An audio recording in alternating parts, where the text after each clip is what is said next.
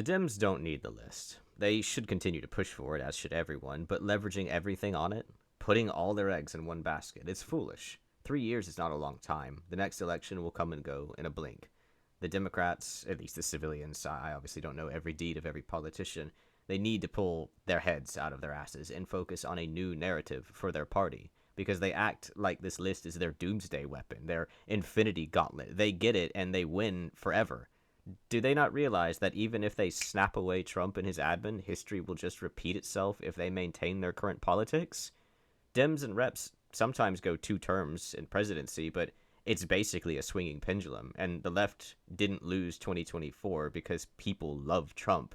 The left lost because the majority of people hate the current left. They hate their politics. Their agendas lead the Western world into an optics arms race that contributed heavily to censoring the internet and created a supremacy ideology which pervaded into real life. Which, by the way, was intended to be in favor of the left, but the backlash legitimately spurned some others towards misogyny, towards white supremacy, and towards hyper-Christianity, which created a culture war between us.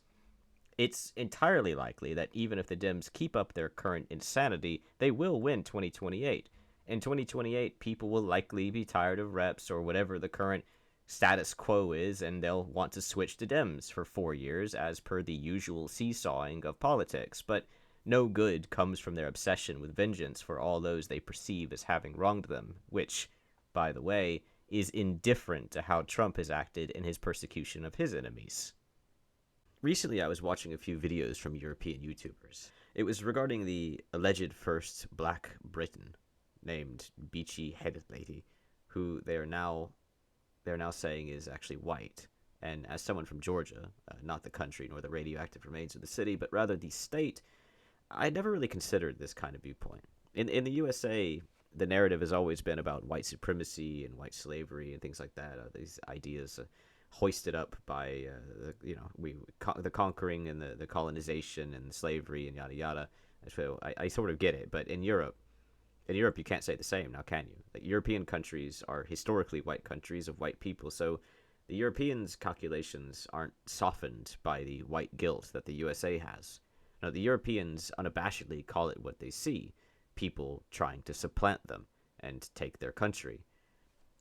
I only got into talking about politics because it's everywhere, and all the convenient lies on social media irked me. But the more I paid attention, the more I feel similarly to the Europeans. Not the same, of course, as America was taken from others and did bring in a ton of slaves, which inevitably changes the moral compass of diversity here, but I still feel like what started off as optics is now shifting to something else through those optics.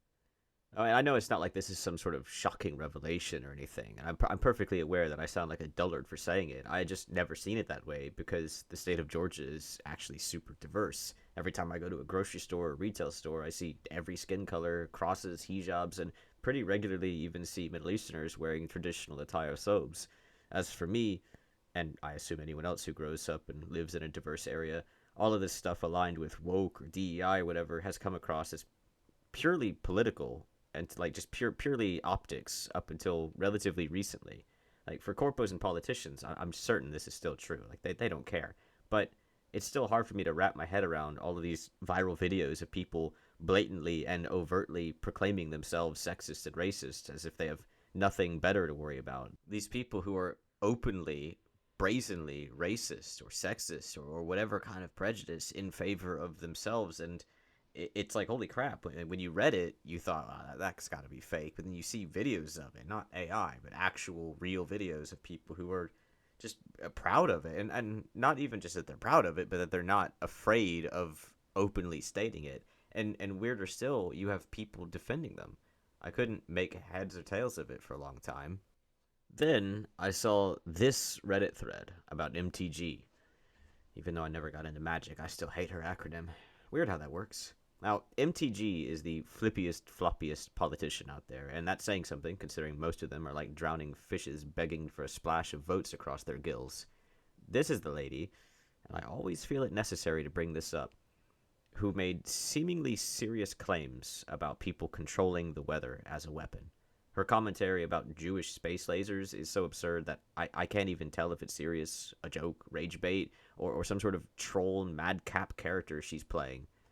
Anyway, she eventually flopped in more ways than one and ended up on the list side, which made Trump angry. He got big mad at her, kicked her out of the house, and now she's on the streets parroting leftist rhetoric almost as skillfully as an African gray.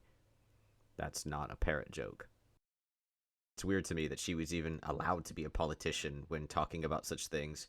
Still, seeing her cast off by Trump only to instantly parasitize the left wing really highlights just how sports-like our politics has become. Relevancy isn't about policies, it's about drama. Upvotes and retweets are worth more than people thinking that you're competent enough to work and generally sane. The truly amazing thing about this is actually the Democrats, who are extremely, infamously unforgiving and purity test everyone, and yet they're willing to begrudgingly endorse her if it means getting rid of Trump. Through gritted teeth, to be sure, but it's truly amazing what humans can adapt to, isn't it? Democrats supporting MTG is, I'm sure, identical to what Anne Frank endured. But I suppose if the left wing will have her, you could say that it's more like a symbiotic relationship, right? Rather than a parasite. That's what politicians and civilians are supposed to be like, but this feels kinda wrong. In any case, it's revealed bare that her hope of a continuation in politics lies entirely in her, well, her either proving that Jewish space lasers exist, or in her getting the Epstein files released and finding enough condemning information in there to doom at least Trump. Then I look at the lunatics all over social media proclaiming omniscience and demanding genocide and realize it's the same for them. They need this to happen. Just like the people trying to prove the Beachy Head Lady or Cheddar Man were African, they needed them to be African. But why? Why? By my discretion, Democrats, at least the civilians, have not pulled back on anything.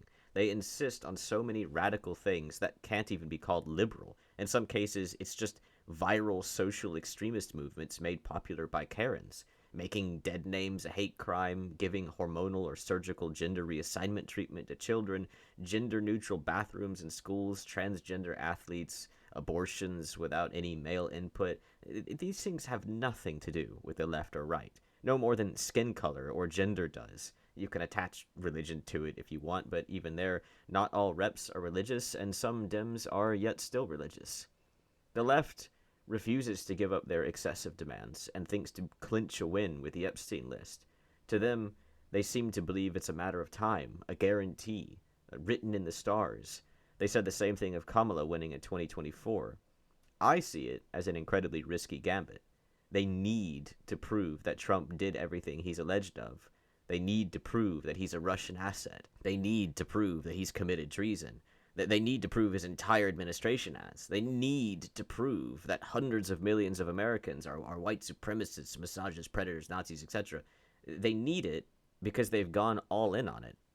My point being that Democrats need more than to depose Trump. They need more than this list.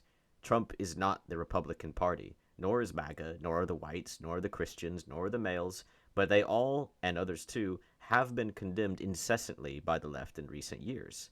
If Trump is gone, you still have all of the left's problems, and that is why people voted for Trump. Not because of his stupid golden shoes or the King Trump's Bible, but because of the perfect storm. No notable changes happened in his first term, so people felt safe. He felt like the safe pick. Biden was sort of outed. Kamala got hot swapped, and people went through the pick ban phase as practically as they could, which just ended up in them getting Trump 2.0. I would like to see the Democrats talk more about what they'll do for the country. And as social media is either astroturfed or full of idiots, I think the politicians should strive to speak in great volume about their goals. Not even necessarily the minutia of it, but the volume of it. Volume to counteract volume. Because right now, anyone who uses social media only sees the same thing that I see, which is a bunch of death cultists claiming that everyone else is evil. If politicians can't counter the extremist leftists on social media and the countless bots, then 2028 will come and go, and everyone will still be thinking that gender-neutral athletes is the left's biggest concern. I'm not saying to give up on the list or justice, but it's not like the list is the left-wing superweapon. Practicality is how they win 2028.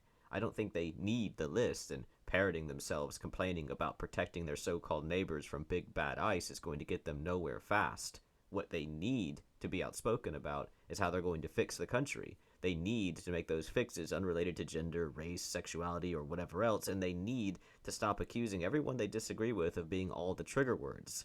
The majority party, Republicans, has no actionable call to arms unless the Democrats provide it.